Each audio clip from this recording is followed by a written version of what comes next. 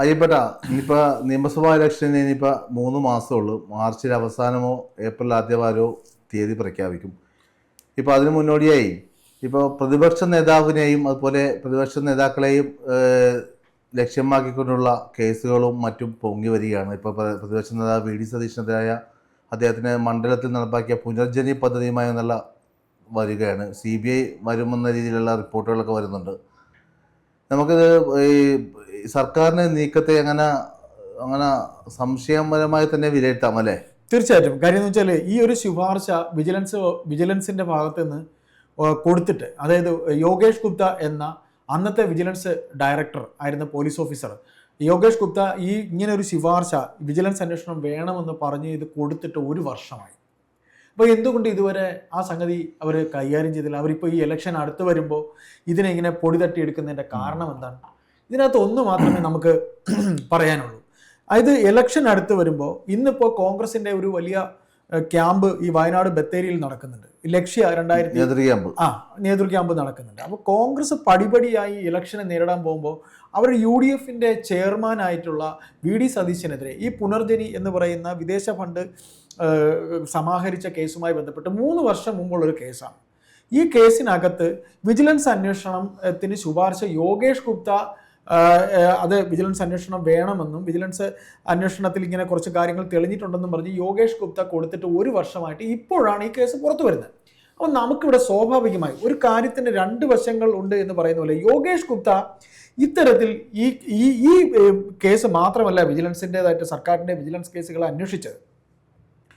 അതിൽ ഏറ്റവും പ്രധാനമായിട്ട് പറയാനുള്ളത് യോഗേഷ് ഗുപ്ത അന്വേഷിച്ച വിജിലൻസ് കേസിലെ ഈ പറയുന്ന കണ്ണൂര് നവീൻ ബാബുവിന്റെ മരണവുമായി ബന്ധപ്പെട്ട് PP ദിവ്യ എന്ന നാടൻ ഭാഷയിൽ സഖാത്തിയുടെ കേസ്.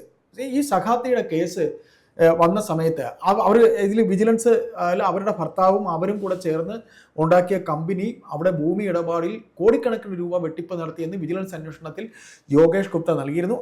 അതുമാത്രമല്ല ഗോവിന്ദനെതിരെയും ചില വിജിലൻസ് റിപ്പോർട്ടുകൾ, ഗോവിന്ദനും ഇത്തരത്തിൽ ചില ഭൂമാഫിയ ഇടപാടുകൾ, ഗോവിന്ദൻ്റെ ഭാര്യയ്ക്കും മകനൊക്കെ ബന്ധമുണ്ട് എന്നും റിപ്പോർട്ടുണ്ടായിരുന്നു. ഇത് ഈ പേപ്പർ സർക്കാരിന് ഈ പറയുന്ന പോലെ സതീശൻ്റെ കേസ് അന്വേഷിക്കണം എന്ന് പറയുന്നത് പോലെ യോഗേഷ് ഗുപ്ത നൽകിയിരുന്നു. ഇങ്ങനെ യോഗേഷ് ഗുപ്ത ആ റിപ്പോർട്ട് നൽകിയതിൻ്റെ 3-ാം ദിവസമോ 4-ാം ദിവസമോ അല്ലെങ്കിൽ വിത്തിൻ ഡേയ്സ് അദ്ദേഹത്തിനെ ആ സ്ഥാനത്ത് നിന്ന് മാറ്റി. ശരിക്കും റവാഡ ചന്ദ്രശേഖർ ഇപ്പോൾ DGP ആയി ഇവിടെ ഇരിക്കുന്ന ഈ പോസ്റ്റിൽ ഇരിക്കുന്ന സ്ഥലത്ത് യോഗേഷ് ഗുപ്തയ്ക്ക് യോഗ്യത ഉണ്ട്. ഇവിടെ ഈ പോസ്റ്റിൽ DGP ആയി ഇരിക്കാൻ 1-ാം പേരുകാരനായിരുന്ന ആളാണ് യോഗേഷ് ഗുപ്ത. അപ്പോൾ അത്രയും വ്യക്തിത്വമുള്ള ആ പോലീസ് ഓഫീസർ ഇതുപോലെ വിജിലൻസ് അന്വേഷണത്തിൽ CBIക്ക് നൽകണമെന്ന് അദ്ദേഹം പറഞ്ഞിട്ടില്ല.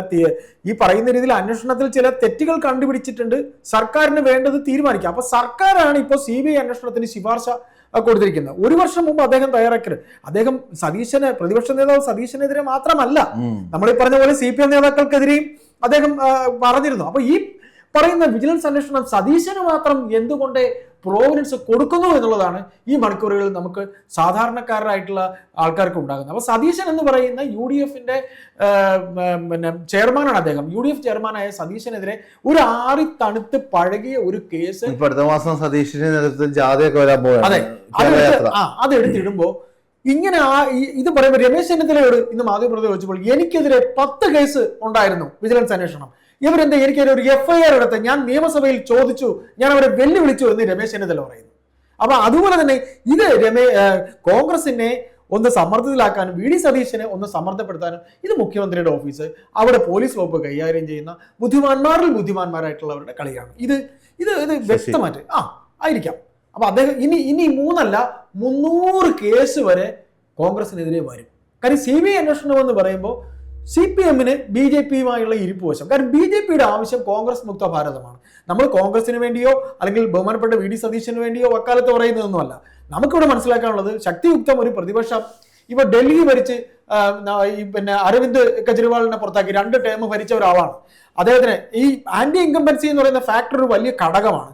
അവിടെ ഇനി എന്തൊക്കെ മറ്റ് സംഭവങ്ങൾ ചെപ്പടി വിദ്യകൾ എടുത്ത് ഇറക്കി ഇട്ടിരുന്നാലും അതൊന്നും തന്നെ ജനത്തിന് യേശുവെന്ന് തോന്നുന്നില്ല. കാര്യം ഇതിനകത്ത് CBI അന്വേഷണത്തിന് ശുപാർശ കൈമാറണം, അല്ലെങ്കിൽ 1 വർഷം മുമ്പ് കിട്ടിയ ആ CBI ഈ വിജിലൻസ് റിപ്പോർട്ട് 1 വർഷം മുമ്പ് കിട്ടിയത് ഇപ്പൊ കൊടുക്കുക എന്ന് പറയുമ്പോൾ ഈ ഭരണത്തിലിരിക്കുന്ന ഈ പാർട്ടി ഒരു വൻ പ്രതിസന്ധിയിലൂടെയാണ് പോയിക്കൊണ്ടിരിക്കുന്നത്. ആന്റണി രാജുവിന്റെ ഈ ഇന്നലെ ഉണ്ടായ അടിവസ്ത്ര വിവാദം, അതായത് പച്ചമലയാളത്തിൽ ജട്ടി കേസ്, ഈ ജട്ടി കേസ് ശരിക്കും പാർട്ടിക്ക് ഉണ്ടായിരിക്കുന്ന സ്വർണ്ണക്കൊള്ളയ്ക്കൊപ്പം വീണ്ടും ഒരു വിഷയമാണ്. കാര്യം സ്വർണ്ണക്കൊള്ളയിലും അല്ലെങ്കിൽ ഇതുവരെ ഉണ്ടായിരുന്ന ആന്റി ഇൻകംബൻസിയിൽ എന്തെങ്കിലുമൊക്കെ മാറ്റങ്ങൾ വരുത്തി ഇവർക്ക് പുതിയതായിട്ട് എങ്ങനെ ഇത് രക്ഷപ്പെട്ട് വരാൻ വോട്ട് നേടാം, അപ്പോഴത്തേക്ക് ജട്ടി കേസ് വന്നു. അപ്പൊ ഉടൻ തന്നെ ഇനി ഈ സർക്കാരിനെ കുറച്ചുകൂടെ പ്രതിപക്ഷത്തിനെ പ്രതിരോധത്തിലാക്കാനായിട്ടാണ് ഈ സംഗതി വെച്ചേക്കുന്നത്. അപ്പൊ യോഗേഷ് ഗുപ്ത ആണ് ഈ വിവരം നൽകിയത്. നമ്മൾ പറയുമ്പോൾ അദ്ദേഹം പറഞ്ഞിരിക്കുന്നത്, അവർ കണ്ടെത്തിയിരിക്കുന്നത്, വിജിലൻസ് അന്വേഷണത്തിൽ കണ്ടെത്തിയിരിക്കുന്നത് VD സതീശൻ ഈ പറയുന്ന യാത്ര UK-യിലേക്കാണ് ഈ യാത്ര പോയിരിക്കുന്നത്. അപ്പൊ UK-യിലേക്ക് ഈ യാത്ര പോയത് ഒരു നിയമസഭാ സാമാജികൻ എന്ന രീതിയിൽ സ്പീക്കറുടെ അനുവാദം വേണം. അപ്പൊ സ്പീക്കറുടെ അനുവാദം ഇദ്ദേഹം തേടിയിട്ടില്ല. പിന്നെ സ്പീക്കറുടെ അനുവാദം അദ്ദേഹം കിട്ടിയിട്ടില്ല എന്നാ പറയുന്നത്. അനുവാദം തേടിയിട്ടില്ല, തേടിയെങ്കിൽ കൊടുത്തതിന്റെ രേഖകളില്ല. അപ്പൊ ആയതുകൊണ്ട് തന്നെ ഈ വിദേശ യാത്രയിലുള്ള തെറ്റ് അവർ കണ്ടുപിടിച്ചിട്ടുണ്ട്. പിന്നെ അതുപോലെ ഇദ്ദേഹം ഈ പറയുന്ന മടപ്പാടി ഫൗണ്ടേഷൻ, അവർക്ക് ഈ ഫൗണ്ടേഷന് വേണ്ടിയിട്ടാണ് അദ്ദേഹം ഈ കാശ് പിടിച്ചിരിക്കുന്നത് UK നിന്നാണ്. അപ്പൊ ഇതിൽ ഫെറ നിയമപ്രകാരം ഇവർക്ക് ഈ ഇങ്ങനെ വിദേശ കറൻസി, വിദേശ നാണയ ചട്ടം നിലവിൽ ഉണ്ട്. അങ്ങനെ ആ ഫിറ നിയമപ്രകാരം ഇങ്ങനെ വിദേശ പണം സ്വീകരിക്കാമോ, ആ ചട്ടം ആ നിയമപ്രകാരമാണോ ഇവർ ചെയ്തിരിക്കുന്നത്, ആ നിയമം ഈ കമ്പനിക്കുണ്ടോ, ഇങ്ങനെയുള്ള കാര്യങ്ങളൊക്കെയാണ് വിജിലൻസ് അന്വേഷിച്ചത്. ഏതായാലും അതിൽ ചില പൊരുത്തക്കേടുകൾ ഉണ്ട് എന്നുള്ളതുകൊണ്ടായിരിക്കാം യോഗേഷ് ഗുപ്ത നൽകിയത്. അപ്പോൾ ആ റിപ്പോർട്ടിൽ ഇപ്പോൾ CBIക്ക് ഈ അന്വേഷണം കൈമാറണമെന്ന് പറയുമ്പോൾ, CBIക്ക് ഇത് ശുപാർശ ചെയ്യുമ്പോൾ, സർക്കാർ ശുപാർശ ചെയ്യുമ്പോൾ നിരവധി കേസുകൾ CBIക്ക് നൽകണമെന്ന് പറഞ്ഞുകൊണ്ട് ഇവിടെ നടന്ന് നമുക്ക് ഇന്നും ഓർമ്മയുണ്ട്. നിരവധി കേസുകൾ CBIക്ക് കൈമാറണം, സർക്കാർ പറഞ്ഞാലേ CBI ഏറ്റെടുക്കൂ എന്ന് പറഞ്ഞിരുന്ന കേസ്. ഇപ്പൊ നവീൻ ബാബുവിന്റെ കേസ് നമുക്ക് എടുത്തു പറയാം. നവീൻ ബാബുവിന്റെ കേസ് പാർട്ടി തന്നെ, പാർട്ടിക്കകത്തുള്ളവർ, നമ്മളിപ്പോൾ അല്പം മുമ്പ് യോഗേഷ് ഗുപ്ത വിജിലൻസിലൂടെ വൻ തട്ടിപ്പ്, ഭൂമാഫിയ ബന്ധം PP ദിവ്യക്കെതിരെ, അവരുടെ ഭർത്താവ് അടങ്ങിയ ഒരു കമ്പനിക്കെതിരെ ആരോപണം വന്ന കേസ് നമ്മളിപ്പോൾ പറഞ്ഞു. അപ്പൊ അവരുടെ പാർട്ടിക്കാർ കൂടെ ചേർന്നുകൊണ്ട് ആറളം ഭൂമി, എവിടെ, കണ്ണൂര് കാസർഗോഡ് ഭാഗത്ത്, ഇദ്ദേഹം കണ്ണൂര് ഉദ്യോഗസ്ഥനായിരുന്നല്ലോ. അപ്പൊ അവിടെ കണ്ടുപിടിക്കപ്പെട്ട ആറളം ഭൂമി തട്ടിപ്പിന്റെ നിരവധി രേഖകൾ ഇവർ എത്ര കണ്ട് മൂടി വെക്കാൻ ശ്രമിച്ചു. അതിനെ ഇവര് അട്ടിമറിക്കാൻ, അത് CBI അന്വേഷണത്തിന് പോവാൻ, അതായത് നവീൻ ബാബുവിന്റെ മരണം CBI അന്വേഷണത്തിന് പോകണ്ട എന്ന് എതിർത്തവരാണ് ഇവര്, അല്ലെ? അപ്പൊ അവരുടെ പാർട്ടിക്കാരുടെ വിഷയങ്ങളെ സംബന്ധിച്ച് ഒരു കാര്യം വരുമ്പോൾ, പ്രത്യേകിച്ച് ഭരണത്തിൽ ഇരുന്നു കൊണ്ട് പാർട്ടി കാട്ടിക്കൂട്ടിയിട്ടുള്ള കൊലപാതക കേസുകൾക്ക് വരെ കാശ് കോടതിയിൽ, സുപ്രീം കോടതിയിൽ വാദിക്കാൻ ചെലവാക്കിയിട്ടുള്ള പാർട്ടിയാണ് ഈ പാർട്ടി, അല്ലെ? നിരവധി കൊലപാതക കേസുകൾ ക്രിമിനലുകൾക്കായി, അല്ലെ, ചെലവാക്കിയിട്ടുള്ളതാണ്. അപ്പോ ആ കേസിന് CBI അന്വേഷണം പറഞ്ഞിട്ടില്ല. പിന്നെ അതുപോലെ തന്നെ CBI അന്വേഷണം വേണം എന്ന് പറഞ്ഞുകൊണ്ട് സിദ്ധാർത്ഥൻ വയനാട് പൂക്കോട് വെറ്റിനറി കോളേജില് ആ കുട്ടിയുടെ അച്ഛനും അമ്മയും വന്ന് കണ്ട രംഗമൊക്കെ ഓർമ്മയുണ്ടല്ലോ. അന്ന് ഇവിടെ മുഖ്യമന്ത്രിയുടെ ചേഷ്ടകൾ നമുക്ക് ഓർമ്മയുണ്ടല്ലോ.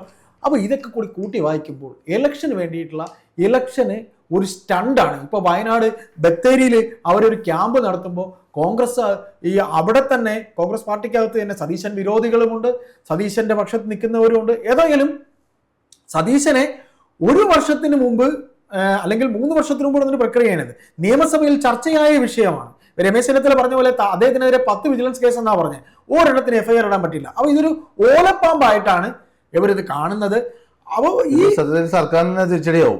ഇത് CBI അന്വേഷണത്തിന് പോകുമ്പോൾ മറുപക്ഷത്തുകൂടെ ഇവര് BJP CPM ബാന്ധവമാണ് എന്ന് ആരോപിക്കാനും ഒരു ഘടകമുണ്ട്. പിന്നെ ഇവർക്ക് ഈ സ്വർണ്ണക്കൊള്ളയിൽ സോണിയാഗാന്ധിയെ ഇവർ പിടിച്ചിടാൻ നോക്കി. ഇവർക്ക് മറുപക്ഷം സോണിയാഗാന്ധിയിലൂടെ കഥ, ഇപ്പൊ MM മണിയെ പോലെ വാപോയ കോടാലികൾക്കൊക്കെ സംസാരിക്കാനുള്ള കാര്യം മൈതാന പ്രസംഗം ആണല്ലോ ഇവരുടെ. ഇത് ഫലത്തിലൊന്നുമില്ല, പ്രസംഗം വേറെ പ്രവൃത്തി വേറെ.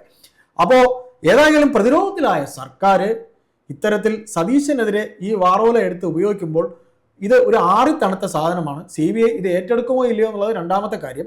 2, വിജിലൻസിൽ യോഗേഷ് ഗുപ്ത നൽകിയ റിപ്പോർട്ടാണ്, അതിന്റെ അടിസ്ഥാനത്തിലാണ് എന്ന് CPM നേതാക്കൾക്ക് പറയാൻ യാതൊരു അവർക്ക് യോഗ്യതയില്ല.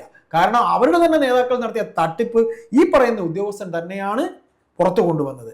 അതിന്റെ പേരിലാണ് അദ്ദേഹത്തിന് അർഹതപ്പെട്ട അദ്ദേഹത്തിന്റെ സീറ്റ്, DGP സീറ്റ് പോലും ഇവർ നൽകാതിരുന്നത്. അദ്ദേഹം അഡ്മിനിസ്ട്രേറ്റീവ് ട്രൈബ്യൂണലിലെ കേസിന് പോയതും കാര്യങ്ങളും ഒക്കെ തന്നെ ഇവിടെ എല്ലാവർക്കും അറിയാവുന്നതാണ്. ഏതായാലും ഒരു ഇല്ലാത്ത കാരണം ഉണ്ടാക്കിയതല്ല, ഒരു നിലവിലിരുന്ന ആറിത്തണുത്ത ഒരു സാധനം ഇപ്പോൾ എടുത്തിടുമ്പോൾ അതൊരു നനഞ്ഞ പടക്കമാവാനേ സാധ്യതയുള്ളൂ. CBI അന്വേഷണം മുറക്കി നടക്കട്ടെ എന്ന് കോൺഗ്രസ് നേതൃത്വം പറഞ്ഞു കഴിഞ്ഞിട്ടുണ്ട്. അത് നമുക്ക് ഏതായാലും കാത്തിരിക്കാം. പഴയതുപോലെ പാണ്ഡൻ നായിയുടെ പല്ലിന് ശൗര്യം പണ്ടേ പോലെ ഫലിക്കുന്നില്ല. ഇത് ഫലിക്കില്ല. ഇനി 3 അല്ല 300 കേസ്. ഇവർക്ക് ധൈര്യം ഉണ്ടെങ്കിൽ BJPക്കെതിരെ സുരേന്ദ്രനെതിരെയും പല കേസുകൾ, കൊടകര കേസൊക്കെ ഉണ്ട്. അതെല്ലാം ഇവർ പുറത്തെടുത്തിട്ടെ, ഓരോന്നോരോന്നിനായി ഇറക്കട്ടെ. നമുക്ക് കാത്തിരിക്കാം ഇനി എന്തെല്ലാം സ്റ്റണ്ടുകൾ ഇവർ ഇറക്കും എന്നുള്ളത് നമുക്ക് കാണാം. നമുക്കിതെല്ലാം കണ്ട് ചിരിക്കാനുള്ളത് ഉണ്ടാകും, അല്ലെങ്കിൽ നമുക്ക് അയ്യോ ഇവർക്ക് ഇത് പറ്റിയില്ല എന്ന് തലയിൽ കൈവയ്ക്കേണ്ട സാധനം ഉണ്ടാകും. നമുക്ക് കാത്തിരിക്കാം.